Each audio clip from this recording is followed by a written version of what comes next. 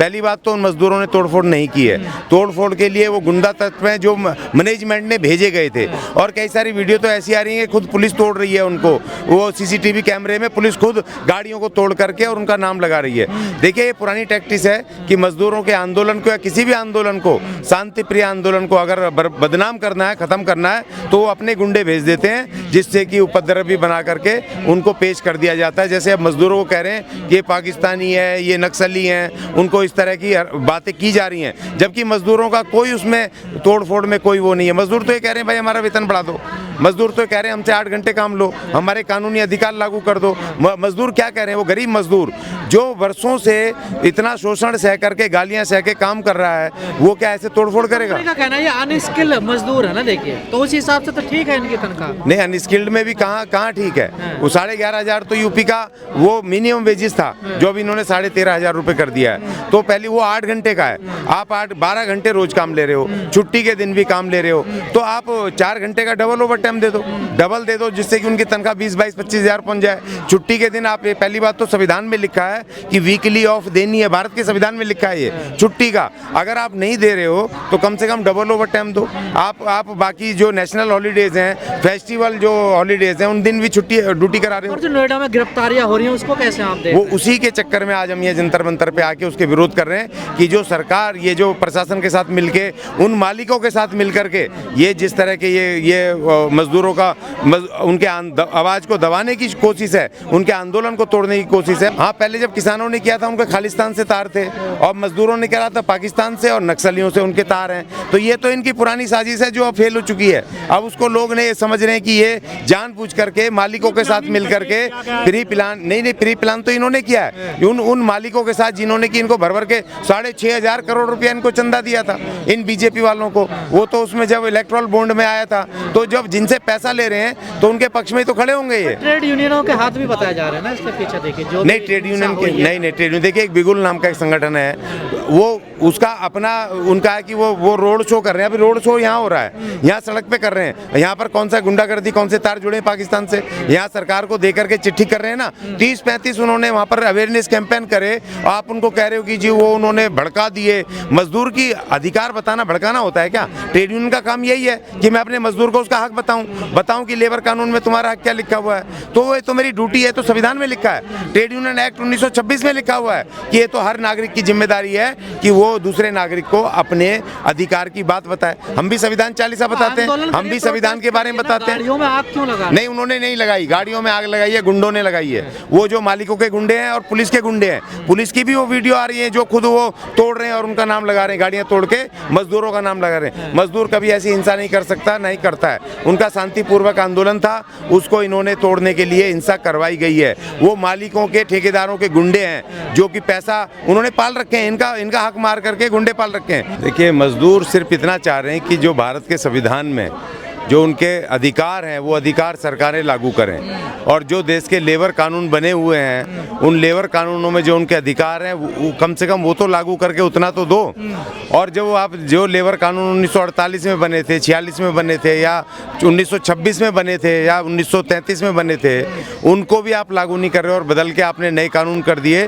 जबकि भारत के संविधान ने 1950 में ये कहा था कि निर्वाह वेतन दिया जाए मजदूरों को। आप मिनिमम वेजेस पे अभी तक अटके हुए हैं, निर्वाह वेजेस नहीं दे रहे हो। अभी जो नोएडा में जो लड़ाई हुई है वो इसी वजह से हुई है कि मजदूर कह रहे हैं हमें जीने लायक तो दो, कम से कम इतना तो दो कि कम से कम हम अपने बाल बच्चे पाल सकें, एक बढ़िया क्वार्टर ले सकें, कम से कम आ जा सकें, अच्छे कपड़े पहन सकें, अपने बच्चों को पढ़ाई करवा सकें। वो इतना कह रहे हैं कि हमें कानून सम्मत इतना तो दो। और जो वहाँ पर जो मैनेजमेंट है वो एक तो उनका कानून का शोषण, वो वायलेशन कर रहे हैं कि वो मिनिमम वेजेस नहीं दे रहे हैं, 8 घंटे से ज़्यादा काम करा रहे हैं, छुट्टियाँ नहीं दे रहे हैं, कोई बोनस नहीं, कोई ESI PF और अपॉइंटमेंट लेटर कुछ नहीं। ऊपर से आप उनसे साथ अपमानित कर रहे हो, गालियाँ बक रहे हो, महिलाओं को साथ आप गालियाँ दे रहे हो। महिलाओं के साथ वो अगर बाथरूम जा रही है, टॉयलेट के हमें पेशाब आ रहा है, तो वो बाथरूम में जाके चेक कर रहे हैं सुपरवाइजर की, दिखाओ कि तुम्हें पेशाब आ रहा है कि नहीं, कहीं काम चोरी कर रहे हो। इस तरह की घटिया हरकतें, और महिलाएं कंप्लेंट कर रही हैं, मजदूर कंप्लेंट कर रहे हैं, आप सुनने को राजी नहीं है। मजदूर ये चाहता है कि हम आज़ाद भारत के हम नागरिक हैं, भारत का संविधान कहता है we the people of India, और भारत के संविधान का अनुच्छेद 14 ये कहता है कि इक्वलिटी बिफोर लॉ। पर आंदोलन अगर उग्र होगा तो कंपनियां तो डर जाएंगी ना, देखिए। नहीं, कंपनियां कहाँ डर रही हैं, कंपनियां कहाँ डर रही हैं? अगर वो डरती तो कानून को लागू नहीं करती, इस तोड़फोड़ की इस नौबत को आने क्यों देते? व्यापारियों के दबाव में है सरकार। बिल्कुल, वो तो ये तो सरकारी बिजनेसमैनों की, लाला बड़ियों की है। ये तो 6,500 करोड़ रुपए इन्होंने इलेक्टोरल बोर्ड से चंदा लिया है। ये तो उन्हीं की सरकार है, उन्हीं के पक्ष में खड़ी होती है। तो इसीलिए ये मजदूरों के खिलाफ एक साजिश है, और हम इसीलिए जंतर मंतर पे आ जाएं समर्थन में कि वो मजदूरों के हम समर्थन की रिहाई करो और मजदूरों के संवैधानिक और कानूनी अधिकार। आंदोलन के बाद योगी सरकार ने जो फैसला लिया है हनन खनन में, वो आपको उससे सहमत नहीं है? नहीं, बिल्कुल नहीं है। 2,000 रुपए बढ़ा करके आप क्या कर रहे हो भाई, क्यों कर रहे हो? पहली बात तो ये आपको टाइम टू टाइम बढ़ाना, हर 6 महीने में बढ़ने चाहिए थे।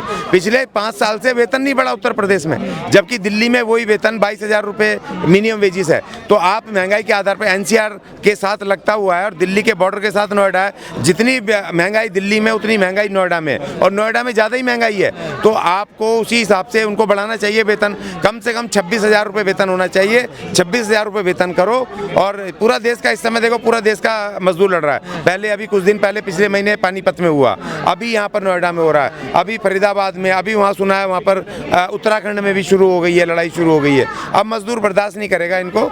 मजदूरों को पता चल गया है कि ये लालाओं के दलाल हैं, और ये उन पूंजीपतियों के, ठेकेदारों के उसमें। मोदी जी संसद में खड़े होकर कहते हैं कि हम तो व्यापारी नहीं करने आए, हम तो वेलफेयर के लिए यहाँ पर आए, हम कोई व्यापार करने थोड़ा ही आए देश में। नहीं तो फिर आप व्यापार करने नहीं आ रहे हो, आपके रिश्तेदार व्यापारी हैं, आपके दोस्त व्यापारी हैं, आप उनको पूरा देश लुटा रहे हो, उनको सब दे रहे हो। आप रेलवे स्टेशन से लेके, हवाई जहाज से लेकर के, एरोप्लेन से, सब आप उन्हीं को दिए जा रहे हो, और पूरा ठेकेदारी किए जा रहे हो। वाले दिक्कत पैदा कर रहे हैं श्रमिकों के लिए। हाँ, तो बिल्कुल मजदूरों का निशान है लाल झंडा। 1985 में वहाँ पर हुआ था ना, वहाँ पर शिकागो 1885 में वहाँ शिकागो में हुई थी वो लड़ाई हुई थी, वहाँ से लाल झंडा, मजदूरों के खून से लाल झंडा है। ये मजदूरों की संघर्ष की प्रतीक है, और उस प्रतीक को लेकर के हम अपने अधिकारों की मांग करते हैं। लाल चाइना से आपको फंडिंग होती है, चाइना से।